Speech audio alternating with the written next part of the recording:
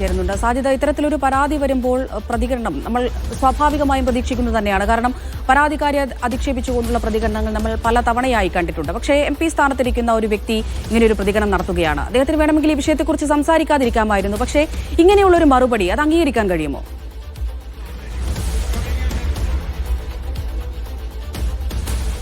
അമൃത സൂചിപ്പിച്ച പോലെ തന്നെ ഈ നേരത്തെ തന്നെ സാമൂഹ്യ മാധ്യമങ്ങളിൽ ഈ പരാതി ഉന്നയിച്ച യുവനടിക്കെതിരെ വിവിധ തരത്തിലുള്ള ആക്ഷേപങ്ങൾ, ആരോപണങ്ങൾ, നേരത്തെ ഉണ്ടായിരുന്ന ചില വിവാദ സ്ത്രീകളുമായി ഉപമിച്ചുകൊണ്ടുള്ള പോസ്റ്റുകളെല്ലാം തന്നെ ഉണ്ടായിരുന്നു. പക്ഷേ ഇത്രയും പ്രധാനപ്പെട്ട ഒരു നേതാവ്, ഒരു MP ആയ സ്ഥാനത്ത് ഇരിക്കുന്ന ഒരു വ്യക്തി ആദ്യമായാണ് ഇങ്ങനെ ഒരു പ്രസ്താവന നടത്തുന്നത്. ഈ വിഷയത്തിൽ വേണമെങ്കിൽ VK ശ്രീകണ്ഠന് ആരോപണം ഉന്നയിച്ച വ്യക്തിയുടെ യുവതിയുടെ രാഷ്ട്രീയ പശ്ചാത്തലം മറ്റൊന്നാണ് എന്ന് പറഞ്ഞു നിർത്താമായിരുന്നു. പക്ഷെ അദ്ദേഹം ചെയ്തത് അതിനപ്പുറം കടന്നുകൊണ്ട് അവർ അല്പവസ്ത്രം ധരിച്ച് മന്ത്രിമാരെ കെട്ടിപ്പിടിച്ച് നിൽക്കുന്ന ചിത്രങ്ങൾ ഈ മാധ്യമങ്ങളിൽ വന്നില്ലേ എന്നാണ് ചോദിക്കുന്നത്. സ്വാഭാവികമായും അത് വലിയ വിവാദമാകും എന്നതിൽ സംശയമില്ല.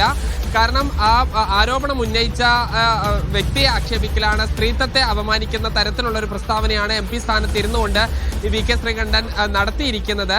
അദ്ദേഹം ഈ പ്രസ് മീറ്റിൽ ഉൾപ്പെടെ അദ്ദേഹം പറയാൻ ഉദ്ദേശിച്ചത് ഇത് ഒരു വ്യാജ ആരോപണമാകാം, ഇപ്പോൾ പുറത്തു വന്നതെല്ലാം തന്നെ ഒരുപക്ഷെ കെട്ടിച്ചമച്ചതാകാം എന്നുള്ള, ഒരുപക്ഷെ അദ്ദേഹത്തിന്റെ സഹപ്രവർത്തകനെ കുറിച്ച്, MLA കുറിച്ച് ആ രീതിയിലെല്ലാം തന്നെ പറയാം. പക്ഷേ അതെല്ലാം കടന്നുകൊണ്ടുള്ള ഒരു പ്രസ്താവനയാണ് ഈ യുവനടിക്കെതിരെ അദ്ദേഹം നടത്തിയത് എന്നതിൽ സംശയമില്ല. അദ്ദേഹം ഇപ്പോൾ ഉള്ളതൊരു പുകമറ മാത്രമാണെന്നും യൂത്ത് കോൺഗ്രസിന്റെ സംസ്ഥാന പ്രസിഡന്റ് എന്ന നിലയ്ക്ക് ഈ ആരോപണം വന്ന ഉടനെ തന്നെ അദ്ദേഹത്തെ പാർട്ടി തന്നെ നിർദ്ദേശം നൽകി രാജിവെപ്പിച്ചു എന്നുള്ള കാര്യമാണ്. അത് രാഹുൽ മാങ്കൂട്ടത്തിൽ ആ രീതിയിലായിരുന്നില്ല പറഞ്ഞത്.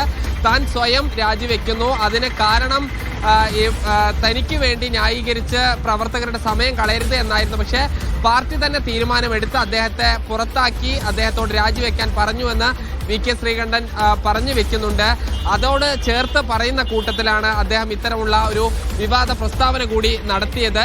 അദ്ദേഹം ഈ കേവലമായി ആരോപണം ഉന്നയിച്ച ആളുടെ രാഷ്ട്രീയം പറയുക എന്നുള്ളതിനപ്പുറത്ത് അവരെ വ്യക്തിപരമായി ആക്ഷേപിക്കുന്ന തരത്തിലുള്ള പ്രസ്താവനകളാണ് നടത്തിയിരിക്കുന്നത്.